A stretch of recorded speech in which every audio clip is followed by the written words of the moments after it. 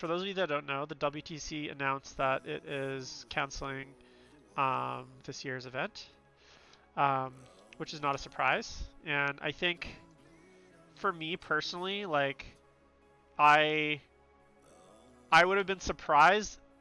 Like this is like the worst kept secret, the worst very. This was very obviously going to get canceled. I thought. I know everyone in like the Team Canada chat obviously is staying quite positive, but or trying to be positive, but like given the current situation and like how fast it's changing, and also given the fact that like Canada still has severe border restrictions, even if they hadn't canceled it fully, it would have been canceled for Canadians. So like even if they decided, you know what, we're going to do the WTC, I don't think we send a team from Canada, because I think Canada would have been in a place where it would have been difficult for us to go. I actually looked at, on a whim, I was looking at flights to Atlantic City, because Atlantic City Open tickets are going on sale next week, the next Monday, tomorrow I think, and I'm not going to go obviously, but because I think it's June 11th, which is only 2.5 months from now, which I still think will be in a pretty deep state of lockdown at that point. But I thought I'd look. For tickets just to see, in case I did want to go, how much they would cost. Hey, Forge Master Man, how's it going? I'm going to talk about my game in a bit, but I'm just talking about the WTC cancellation right now. The game went well, and I'm going to kind of go through my game a little bit and talk to you guys through what I thought and what I need to do better. But so anyway, so I was looking at tickets for Atlantic City. I'm just picking like paint off these models, by the way, if you're wondering what I'm doing, because I just pulled these out of the Simple Green bath, and there's, even though I put them in ultrasonic clean and everything, there's still like little bits of paint stuck in the corners, and the OCD part of me won't allow me to prime them until all the paint's gone. So I looked at flights to Atlantic City. Can anyone guess? How many flights and how expensive they were from Vancouver to Atlantic City? Give me a guess, if you can guess how many flights there were.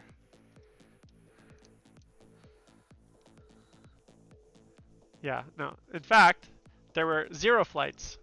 So right now, there's literally, because of the way that their airlines are booked, literally the only flights I looked at, there's that weekend, not even, man. So that weekend, leaving on Thursday and coming back on the Monday, I looked for all of New York State. There's literally 3 flights in all from Canada going to New York, and they're all going to, I think, LaGuardia or maybe Newark. Like none of them even go close to Atlantic City. So we're talking 100-mile travel from the airport to the venue, if I can even get there. So then I was like, you know what? Well, I live in Vancouver, so let me look at flights from Seattle, because actually a lot of times I do, if I'm going somewhere in the States, sometimes it's cheaper to travel down to Seattle, which is about 2 hours away, and fly, because domestic flights in this like I can take a flight from like Vancouver to Florida and it'll cost like $900, or if I catch it from Seattle it costs like $300. Like the domestic flights from international flights from Vancouver to some US destinations are usually extremely expensive, and also they end up like making you go through like all these like layovers.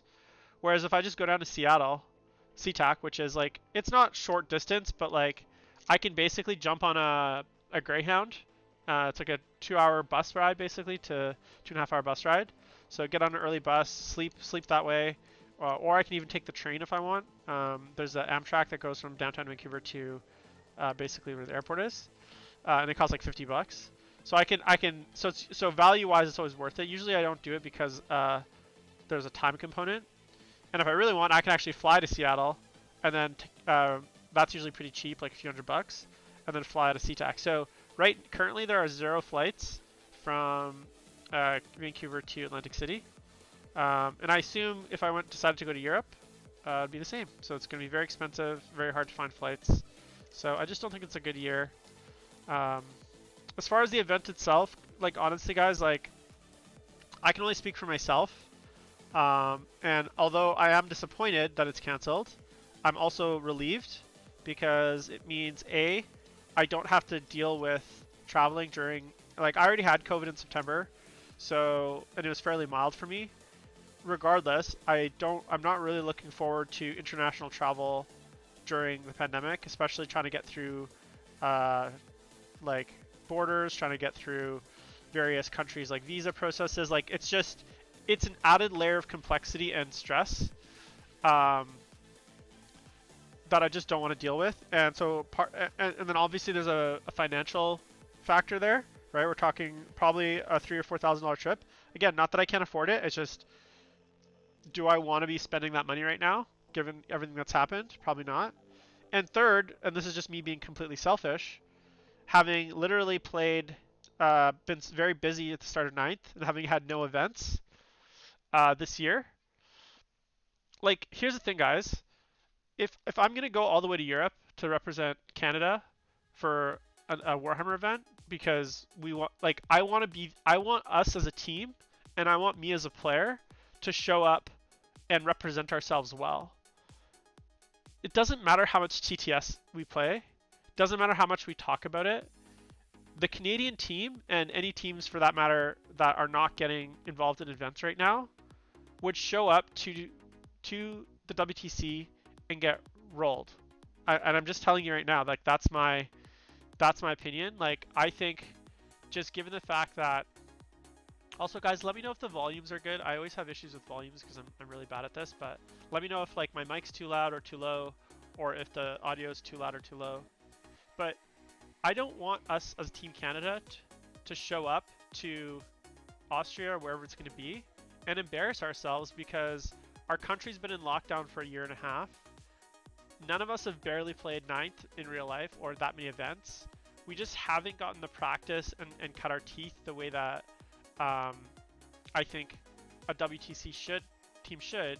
And I don't want to spend all that money and show up and have that happen. I think it's bad. It's bad. It's going to be demoralizing. We're not going to enjoy it. Now, will we get practice? Sure. Will there be some benefits? Sure.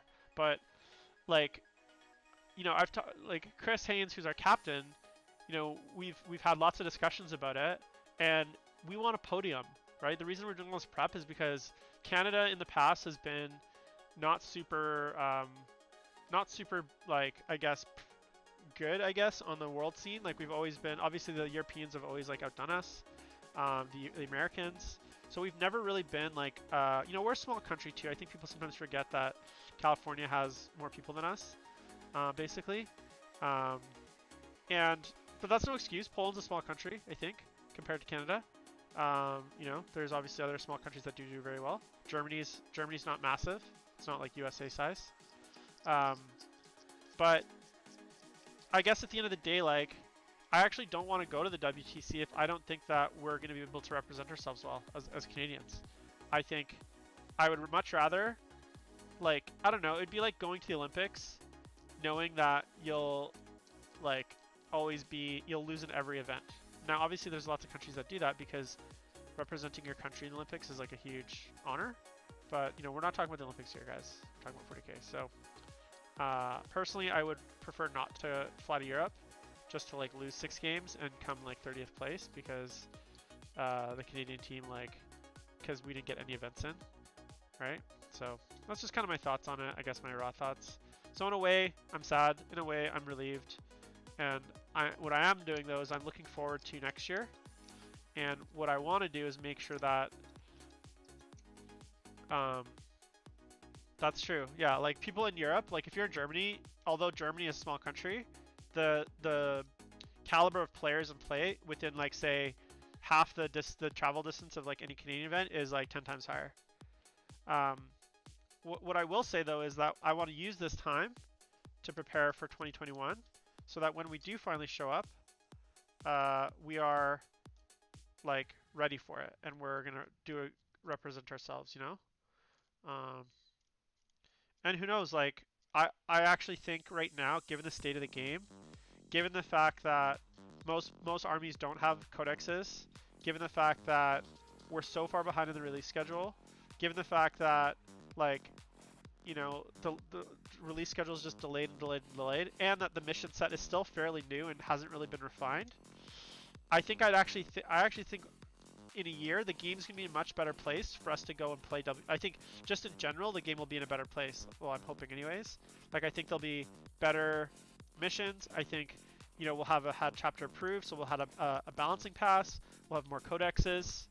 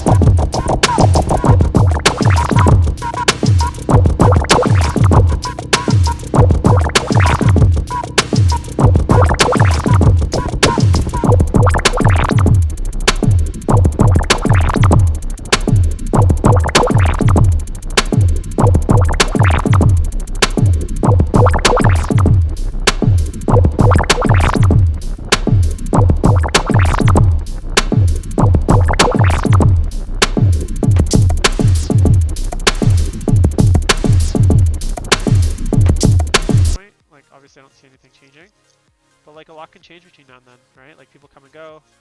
I can imagine maybe some people that were interested in playing this year are not next year.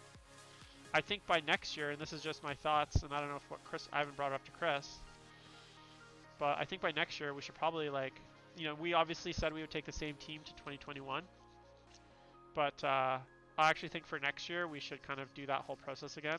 Maybe reselect the team. If that means that I'm not on the team, then so be it. Like obviously we selected the team based on a certain criteria this year, and that's not to say because I think people on the team this year don't deserve to be on it.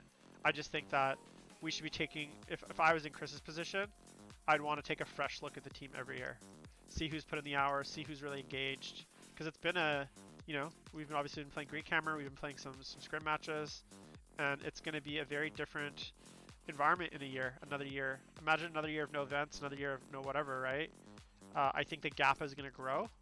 I think, for the most part, the kind of cream will rise over the next year, and we'll see who's really serious about going to the WTC in the future. So